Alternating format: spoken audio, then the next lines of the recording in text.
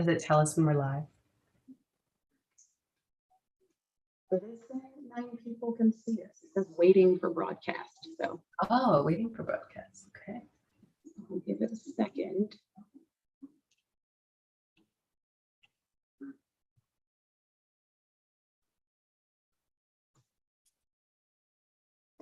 Okay. Renee, it's live.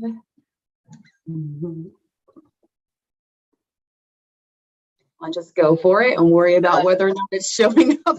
Yeah, there you go. All right, let's do it. Let's do it. Hello and welcome to the very first of our live learning sessions. I am Nikki Ivy and I'm the Chief Revenue Officer at Inclusive. And at Inclusive, we do something really, really simple. We make conversations about sometimes tricky and even uncomfortable topics. We make those safe, easy, and productive. We're going to talk a little bit today about how we do that, but we're more so going to focus on why. Why do we do that? You saw the title to this session is why. You saw the title to this session, right? How to get the most out of your DE&I training. And you kind of saw the spoiler, right? The reason why we do that is because it is the way to help you get more out of your DE&I training. But enough about me. My lovely guest here today is founder and CEO of Inclusive, Ms. Jen Graham. Jen, how you doing today? I'm doing so well, Nikki. Thank you for just bringing the joy and the light every day. I love it. You know what? I can't help myself. I'm out here in the sunshine state. I figure I'd take my cues from the weather. But no, I wanted to first, like I said, introduce you. For y'all that don't know, I promise I will let Jen talk in a second. But I'm such a fan, right? I came here to Inclusive because of the mission. I was very moved by, your story. You told a story about, stuff being really crazy around election time and people on social just kind of going back and forth, and just understanding that there's got to be a better way for us to be able to engage around these topics. And that's what led you to found Inclusive. But if you would, though, just talk a little bit about how you're applying that now to this issue of getting the most out of DE&I training. Yes. Oh, wow. Well, to rewind, you can go all the way back to 2014, 2015, when this concept of bringing people together for structured dialogue really started. So my background is in conference planning and organizing and meeting design, as well as narrative work within large corporations. And so at the time I was an organizer at TEDx Atlanta, and it was amazing working with brilliant speakers, putting them on stage. And my role was really to help coach them on how to give the talk of their life and boil their life's work down to 18 minutes and get on stage and present. And then when they would tell their stories, the powerful personal stories was really the secret sauce to a great TED Talk. It's the way people connect and relate to one another. But then when we started to experiment with the model, the classic monologue one way, and try to bring in more dialogue, we found that was what people were craving the most. They wanted the chance to really talk with and meet with and discuss the ideas and bring their own perspective. But yet TED did not like that so much. They actually came down and slapped our wrists and said, no, you can't do that anymore. So I was really trying to find another way. How can we do this better to make sure that people are not only just receiving these big concepts, but actually have a format and a structured way to actually absorb the content and apply it to their own life or work balance or way, whatever integration that might look like or feel like for an individual, whether they want to apply it to their personal life, family life, or community life, or their work and their professional career. And so this concept of bringing people together in small groups allows people to really take big ideas and make them more bite-sized, more manageable, and take them on a journey using the power of personal stories to really pull it in and make it something that people can really take action around and actually move something forward. So that's really it started with an obsession with big ideas, and then how to really bring those ideas into action. And to do that, you need structure and you need small groups and you need dialogue. I love it. I love it. What I love the most about what you just said and what we do is the way that it supports the efforts of the folks that are already doing this kind of work. I mean, we've all heard it, right? DE&I training doesn't work when it's all talk and all these good things. Why do you think that getting this type of thing right, DE&I training, and then just larger these culture and behavior shifts that we're trying to make, why has that been so difficult? Yeah. Wow. It is so, so important. When we first started this work and getting more into the corporate world, we did a ton of research into the existing DE&I tools, and we were actually mentioned in the Mercer Diversity and Inclusion report. The Mercer came out. We were the only one of our kind, only technology tool of our kind at that time in 2018. That was really focused on this small group conversation, peer-to-peer dialogue as a format to take training to a deeper, more integrated level. So it was kind of shocking to us that other peer-to-peer learning just hasn't, and it works really well in the coaching model right now, but it hasn't been applied to really the DE&I training as much.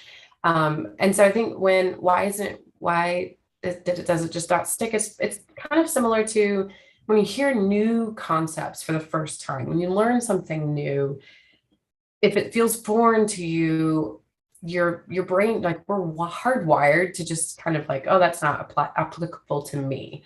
That's not something I need to be worried about. And so if it feels foreign, your mind, we're all trained to just be efficient. The mind is lazy, let's just be real.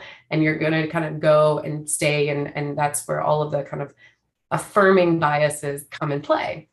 But when you're learning something new and something that is so important, like DE&I, that is about bursting those boundaries that we have built in our brains, we have to take the time to contextualize it and apply it to our own lived experience. And the best way to kind of like pierce those walls that we've built in our minds, or from lessons and stories that we've heard from our friends and our neighbors, is to actually listen to people's stories. Because you can't argue with someone's story. You can't say that, oh, that didn't really happen. But that's where empathy is born. And studies have shown that people are more likely to change their behavior when they hear the story or of impact that has happened by one of their peers, not by their boss, surprisingly.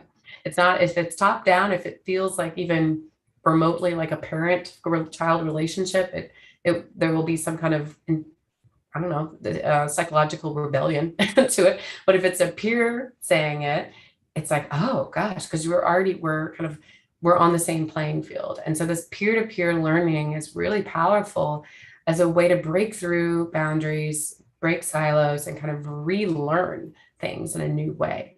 And so it all comes down to storytelling and relationship building in order to really create behavior change. Yeah, I think you're so right. You mentioned,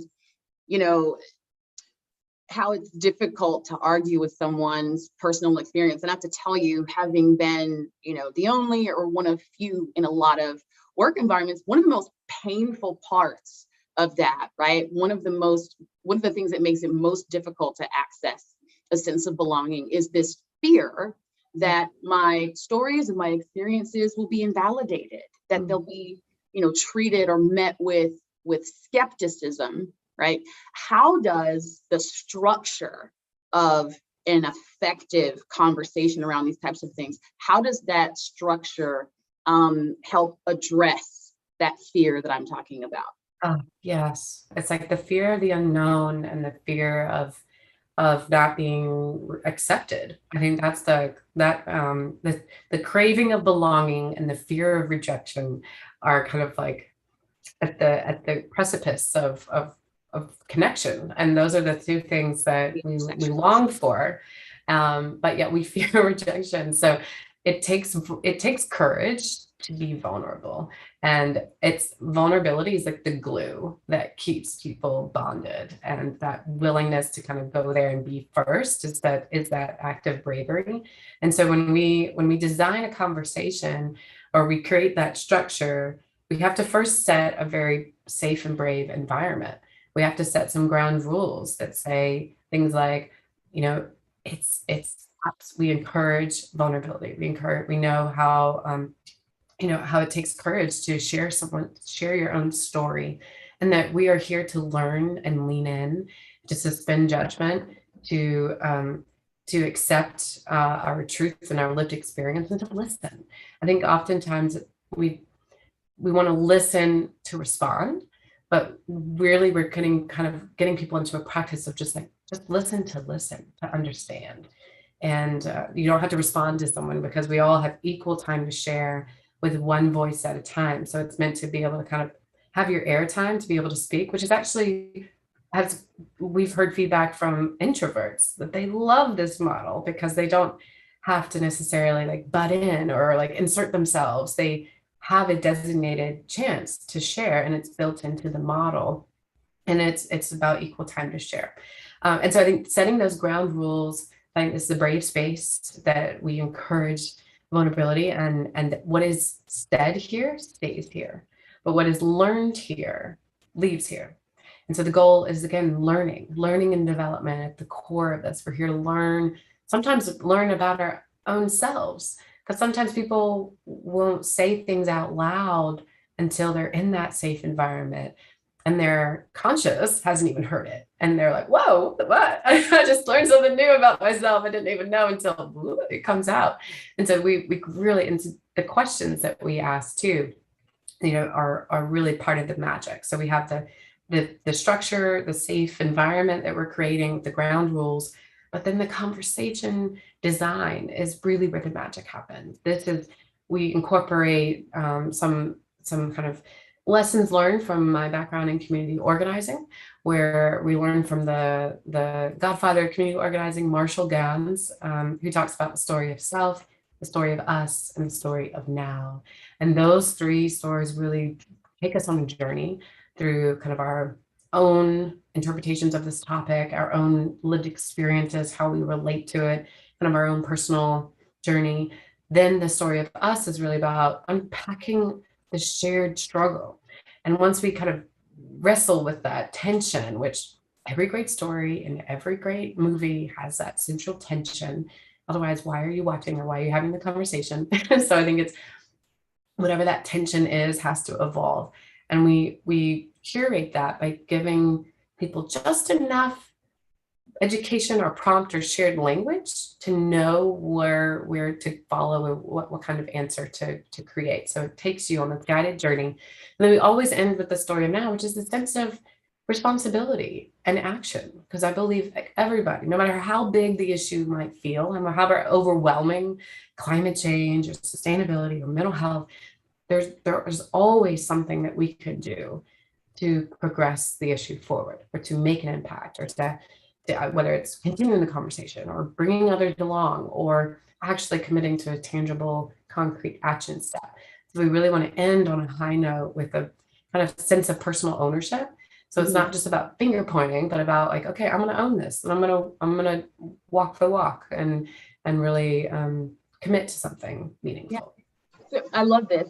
I want to make sure that we don't miss this piece of the structure that's been so impactful just as I've joined these conversations, right? And it is that idea, right? I talked about the fear of being met with skepticism. And then you mentioned that is precisely why the first question that we ask is intended to, in this conversation structure, is intended to give folks a chance to not only tell their stories, but listen to others. And then the fact that next part of the conversation, or next part of that structure, is that to present a few facts that just sort of paint the picture of, okay, I've heard this experience. What's the backdrop to that experience? What are some of the facts and things that are happening in a given culture or environment that might be causing the experiences that I've just heard about, or might be making folks' experiences more or less difficult? I think, this sort of thing, right? Where to begin, how to have the conversation is actually what makes a lot of folks shy away from ever even having the conversation at all. But Jen, you know as well as I do, right, that what we've seen, right, in national news in the past few years is that not having the conversation has actually had the opposite effect, right? We see the stories of people saying, hey, we don't want, you're not allowed to talk about this or that, right, at this company, and then they see a mass exodus, right? So truly there are things all around us that are demonstrating how important it is that we have these conversations. But what I want to get into more deeply with you is how these conversations that we're talking about and the structure of them is connected to the trainings that folks have already had, because I don't want anyone to get the impression that what we're talking about is intended to, replace the training, right? Again, the topic here is how to get the most out of that training. And so there is some interaction between the trainings people receive and then the conversations that they have in this framework that you just presented. Talk a little bit about that for us. Absolutely. Oh my gosh. I think it is the training, the core. I mean, the training is essential. And we recommend working with consultants and others to actually provide the quality training that is needed to help provide that shared language. I think especially in the global economy and the different multi-generation, we've got 5 generations now that are working together. It's so important to kind of level set and just start with the basics and make sure that people understand what allyship means.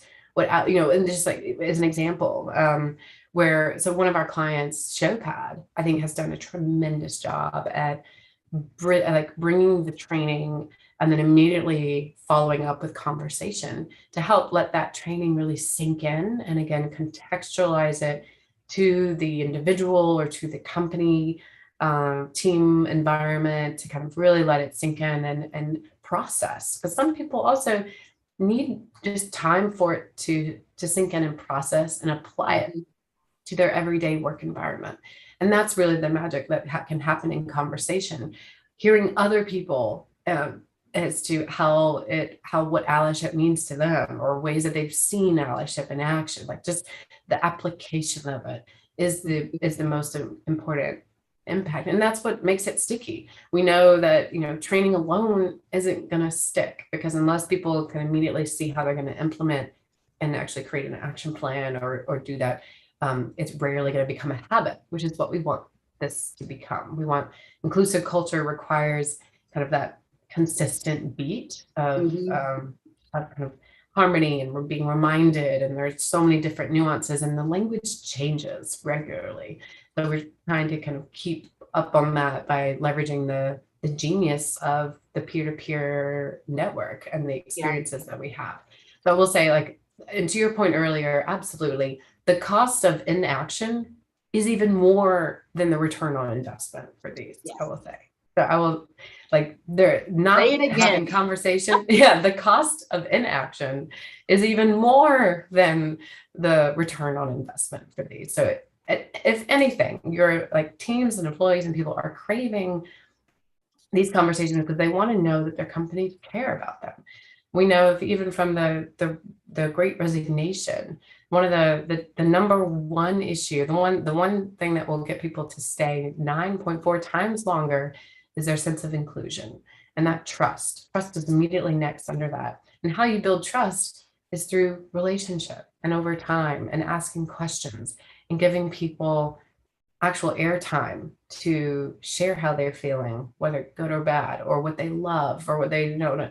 And you're not going to get that kind of quality sense of belonging through just a survey or, a reply feedback from a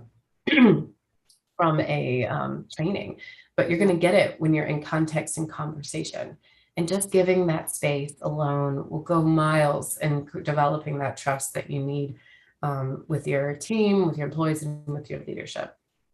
Yeah, I mean, and we've seen this, right? Create deeper connections. You mentioned Showpad earlier, working with us, they were able to, They had been measuring, how folks experience things like inclusion and belonging, and adding conversations was, a major factor. And then being able to increase, the level of belonging that people there, reported that they experienced.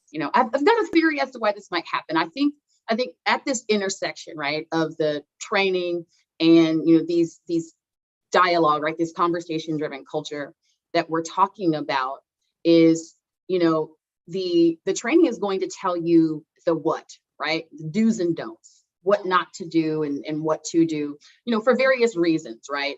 Don't do this if you want to keep your job. Don't do this if you don't want to get sued, and all of that. And all of that is important, but human beings are wired, right, to ask why.